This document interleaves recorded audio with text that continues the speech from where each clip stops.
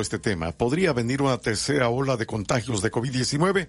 ¿Cómo podríamos evitarlo? Saludo ahora en la línea telefónica a la doctora Laurian Jiménez, jefa del Laboratorio de Genética Molecular de la UNAM. Doctora Laurian Jiménez, para el público de XCU y Periodismo de Análisis, ¿qué nos dice usted?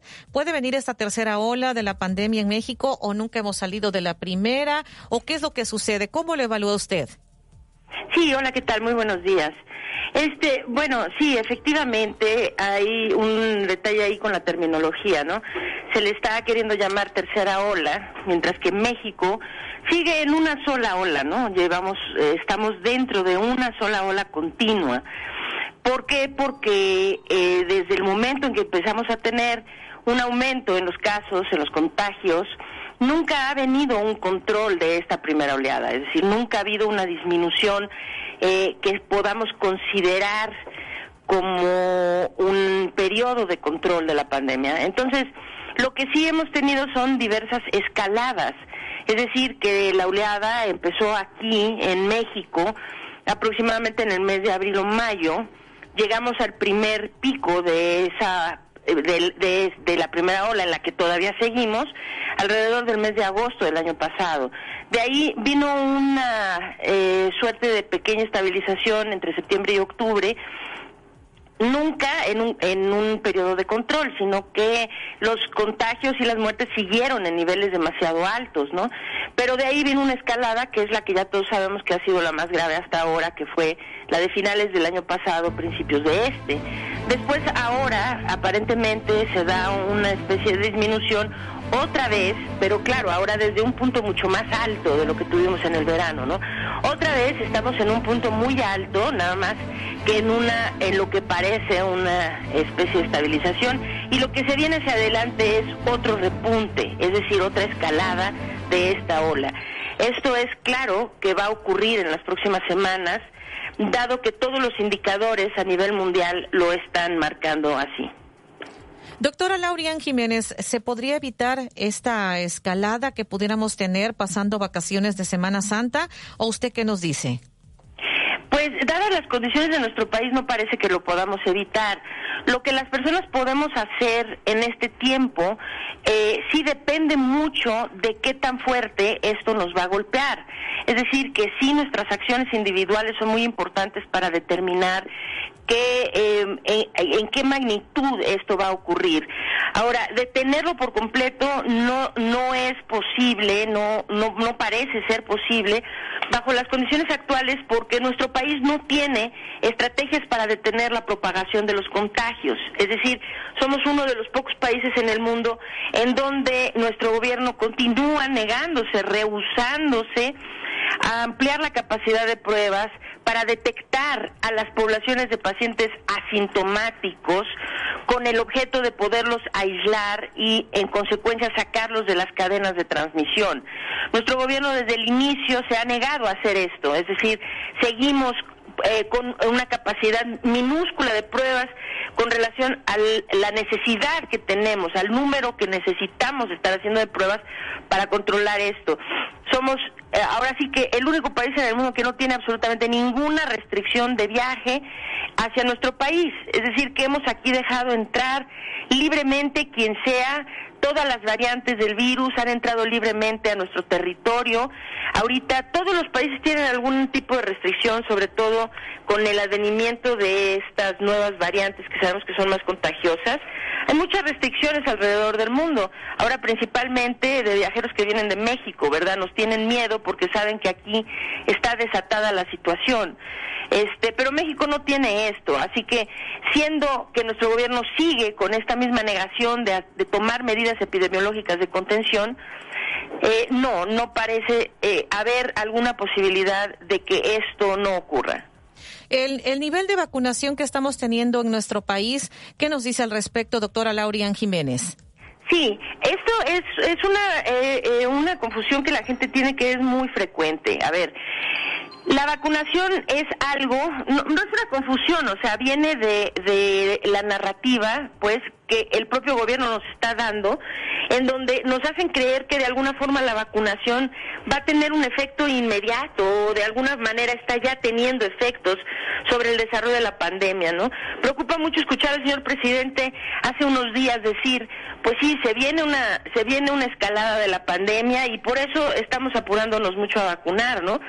Parece que el señor presidente no tiene asesores, y si los tiene no lo están asesorando correctamente, porque la vacunación, incluso si de aquí a que llegara esta escalada, que debe ser cuestión de semanas, si México estuviera vacunando más de 1 millón de personas al día, la vacunación no ayudaría a detenerla, porque la vacunación no tiene un efecto inmediato sobre el avance de la pandemia. El efecto que tiene la vacunación es un efecto a mediano y a largo plazo, es como un blindaje a mediano y largo plazo, no es algo que se siente de forma inmediata, y se siente o comienza a tener un impacto sobre el desarrollo de la pandemia únicamente cuando se tiene a una proporción muy amplia de la población ya completamente inmunizada. Esto quiere decir, hoy en el planeta hay solamente un país que ha podido o que está utilizando la vacunación como herramienta para detener el avance de la pandemia, y ese país es Israel, porque Israel tiene a más del 65% de su población ya completamente inmunizada. Israel ha dicho, y seguramente lo lograrán porque ya falta muy poco en el avance de su vacunación, que para el mes de mayo-junio tendrán al 100% de su población completamente inmunizada. La gente necesita entender esto. Mientras no se tenga una proporción de ese tamaño de vacunados, la vacunación no va a empezar a servir como herramienta para influir sobre el curso del desarrollo de la pandemia. México hoy tiene a menos del 1% de su población completamente inmunizada, ¿sí? Esto quiere decir que, pues sí, se pueden inmunizar 100,000 personas hoy o 1 millón. Eso no va a tener absolutamente ningún efecto sobre lo que va a acontecer en las próximas 2, 3, 4, 6, 8 semanas. Uh-huh. Doctora Laurian Jiménez, necesitaríamos pues cuántos millones de mexicanos que ya estuvieran vacunados para que entonces tal vez pudiéramos alcanzar este nivel, lo que dicen la inmunidad de rebaño. Pues para alcanzar inmunidad de rebaño, y eso es un sueño que tal vez a medida que transcurre el tiempo y que se empieza a tener más experiencia con las campañas de vacunación, cada vez lo concebimos más como un sueño guajiro. No hay certeza de que alguien o el planeta alguna vez vaya a llegar a esa tan esperada inmunidad de rebaño vía la vacunación. Pero bueno, hipotéticamente, teóricamente, la inmunidad de rebaño se había estado hablando del 70%. Se requería un 70% de la población vacunada para alcanzar esa protección comunitaria, ¿no?, contra el virus, contra la enfermedad. Ahora, ese cálculo se hizo basándose en el virus original, en la cepa original del virus. Ahora, con las variantes que ya se propagan de forma muy importante dentro de nuestras comunidades, la estimación, como estas cepas son más contagiosas, la estimación actual es que se requiere entre el 80 y el 85% de la población vacunada para alcanzar este tipo de protección comunitaria, la llamada inmunidad de rebaño. Ahora, aquí sí hay un detalle, que no va a ser necesario llegar hasta el 85% para empezar a ver un efecto sobre el desarrollo de la pandemia. Pero si lo que van marcando el resto de los países es certero, vamos a decir, Estados Unidos hoy ha alcanzado aproximadamente el 30% de su población completamente inmunizada. Estados Unidos, desde luego, sabemos que ha estado vacunando entre 1 y 3 millones de personas por día durante los últimos por lo menos 100 días. O sea, esto es, desde el 22 de enero que empezaron a hacerlo o algo por el estilo, ¿no? Entonces, incluso a ese ritmo de vacunación, Estados Unidos, con el 30% de su población, hoy no está blindado. Es decir, hoy Estados Unidos está empezando a tener indicios de un nuevo repunte, queriendo decir que el 30% de la población vacunada no es suficiente para influir sobre el avance de la pandemia. Ahora, el país que viene por arriba de Estados Unidos es Reino Unido. Reino Unido ya ha alcanzado alrededor del 50% de su población vacunada y parece que Reino Unido está mostrando indicios de sí estar blindado contra nuevos repuntes. quiere decir que por ahí se desconoce con certeza ahorita cuál es ese rango exactamente en donde ya un cierto porcentaje de la población, si bien no es la inmunidad de rebaño como tal, sí por lo menos ya influye sobre el progreso, el avance de la pandemia. Entonces parece ser alguna cifra alrededor del 50%. Esto lo están demostrando las cifras que se ven y los comportamientos que están mostrando Israel, Estados Unidos y Reino Unido. Así, sí, nada más que cuidado. México con el 1%, bueno, aunque vacunáramos 1 millón de personas todos los días en las próximas 3 semanas, la ola del tsunami que se acerca hacia nosotros nos va a golpear de cualquier forma. Es decir, lo único que podemos hacer ahorita, hay que seguir vacunando, sin duda, pero no hay que engañarse de que la vacunación es algo que está teniendo un efecto inmediato. Es decir, lo único que podemos hacer para salvar las siguientes, ya vieron las cifras atroces que estamos marcando, ¿no? Ya se está reconociendo que tenemos más de 320,000 muertos por COVID-19, eso nos sitúa en la segunda posición a nivel mundial de mayor número de muertes, solamente por detrás de Estados Unidos. Ahora, se nos va a sumar otro tanto de aquí a septiembre o diciembre de este año, cuando digo otro tanto, otros 300 o 400,000, ¿sí? Esa es la realidad. Si no se hace una cuestión fundamental, que es detener la propagación del virus. Es decir, ese es el punto central. Mientras que el gobierno al inicio estuvo muy centrado en tener muchas camas, ¿no? Vamos a tener camas y camas y camas y cuidar las camas vacías. Sí, después era mucho de quédese en casa, quédese en casa, quédese en casa. Ahora es mucho de vamos a vacunar. Pero la realidad de ti es la siguiente. Con camas o sin camas, con confinamientos o sin confinamientos, con vacuna o sin vacuna. Si la estrategia no está centrada fundamentalmente en detener la propagación del virus en nuestra población, vamos a seguir viendo miles de personas morir. Entonces, eso es lo que tenemos que hacer. Qué bueno que hay vacuna, hay que tener ilusión, eso nos pinta un mejor panorama a mediano y a largo plazo, pero no el resto de este año. Para el resto de este año necesitamos hacer lo que sea necesario para detener la propagación del virus. Eso es lo que puede salvar vidas de forma inmediata. ¿Qué sería con la aplicación de pruebas que dice doctora Laurian Jiménez que aumentara el número de pruebas? Es aumentar el número de pruebas, pero no es hacer más pruebas simplemente por hacer más pruebas. Es hacer pruebas de manera inteligente. Es decir, se necesitan hacer pruebas en las poblaciones de pacientes asintomáticos. Está ocurriendo un fenómeno muy preocupante en nuestro país, y esto es que en todos los estados de la República, los gobiernos han estado cambiando las pruebas de PCR por pruebas de antígeno, ¿sí? Entonces, ahora hay estados como por ejemplo Morelos, en donde el 92% de todos los diagnósticos que se dan están basados exclusivamente en pruebas de antígeno.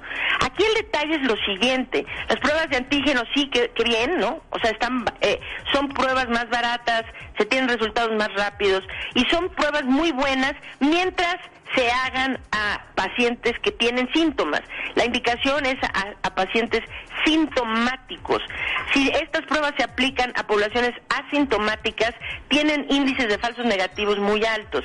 Entonces, para no hacer demasiado bolas, aquí la situación es, para controlar la pandemia se necesita, en lugar de seguir haciendo pruebas solamente en las poblaciones sintomáticas, se necesita ampliar la capacidad de pruebas que incluya principalmente las poblaciones asintomáticas, porque los casos asintomáticos son quienes empujan la dispersión de la propagación del virus en la comunidad, o sea, son quienes infectan más al resto.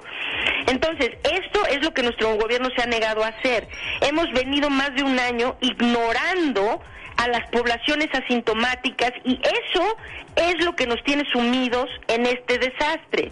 Ahora, sí, hay que ampliar a las poblaciones asintomáticas, pero esto implica por fuerza que se amplíen las capacidades para hacer pruebas de PCR, por fuerza. Esto no puede ser realizado con pruebas de antígeno. Entonces, pues sí, se necesita eso para poder aislar selectivamente a los casos y sacarlos de las poblaciones contagiantes, cortar las cadenas de transmisión. Eso es lo que debe hacer el gobierno, sí, sin duda. Se ha negado a hacerlo desde el principio y esto ha llevado a más de 320,000 personas a morir, ¿no? Entonces, tarde o temprano lo van a tener que hacer, al menos que pretendan ver a otro tanto también fallecer. Ahora, ¿qué podemos hacer nosotros? Porque la población tiene un papel muy importante en todo esto. Pues lo mismo, necesitamos hacer todo lo posible por detener la propagación del virus. Uso de cubrebocas, el uso correcto del cubrebocas, siempre que se esté fuera de casa, siempre. Ventilar todos los espacios cerrados. La ventilación, no se habla en nuestro país suficiente sobre la importancia de la ventilación. La ventilación de los espacios cerrados es una pieza clave en la prevención de la transmisión del contagio de COVID-19. Entonces, eso, prevención, ventilación de espacios, evitar aglomeraciones y algo que es muy importante y que se hace poco aquí. Si usted se contagia de COVID-19, por favor, tenga la responsabilidad de hacer dos cosas. Uno, aíslese de los demás para evitar que contagie a otros. Dos, informe a todas las personas con las que ha tenido contacto que usted está contagiado, para que esas personas, a su vez, puedan hacer lo mismo, averiguar si están infectados y aislarse. Muy bien. Pues muchísimas gracias, doctora Laurian Jiménez, jefa del Laboratorio de Genética Molecular de la UNAM. Me dio gusto saludarle. Buen día. Muchas gracias, igualmente.